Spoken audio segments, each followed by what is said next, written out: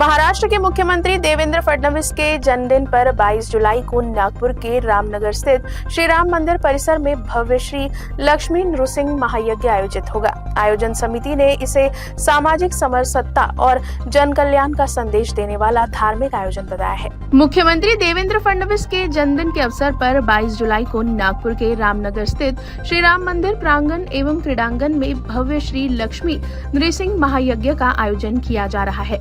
आयोजन समिति के अनुसार ये कार्यक्रम मुख्यमंत्री के उत्तम स्वास्थ्य, दीर्घायु और महाराष्ट्र की सुख समृद्धि की कामना के लिए आयोजित किया गया है। महायज्ञ के बाद महाआरती और सभी श्रद्धालुओं के लिए महाप्रसाद की व्यवस्था रहेगी। कार्यक्रम स्थल पर मंदिर की भव्य प्रतिकृति तैयार की गई है। आयोजन में समाज के सभी वर्गों, धार्मिक संस्थाओं और हजारों श्रद्धालुओं के शामिल होने की उम्मीद है।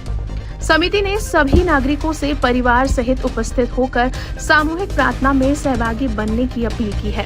आपल्या सर्वांना कल्पना आहे की महाराष्ट्र राज्याचे सन्माननीय लोकप्रिय मुख्यमंत्री, नागपूरचा गौरव माननीय देवेंद्र फडणवीस यांचा 56वा वाढदिवस 22 तारखेला होत आहे आणि ही अत्यंत आनंदाची बाब आहे की या महाराष्ट्रासाठी अविरत झटणारा नेता म्हणून माननीय देवेंद्रजींची ओळख आहे आणि त्यामुळे देवेंद्रजींचा वाढदिवस देवेंद्रजी नेहमी साधेपणाने साजरा करतात।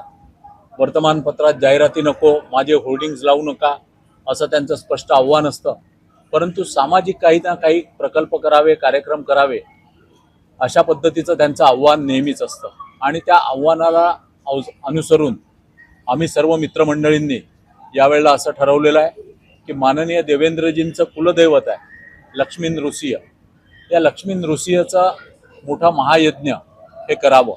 लक्ष्मी नृसिंह महाराष्ट्रातल्या अत्यंत कमी परिवारांचं कुलदैवत आहे, त्यातलं एक देवेंद्र फडणवीसांचं कुलदैवत ते आहे आणि त्यामुळे या ठिकाणी लक्ष्मी नृसिंहचा महायज्ञ करावा।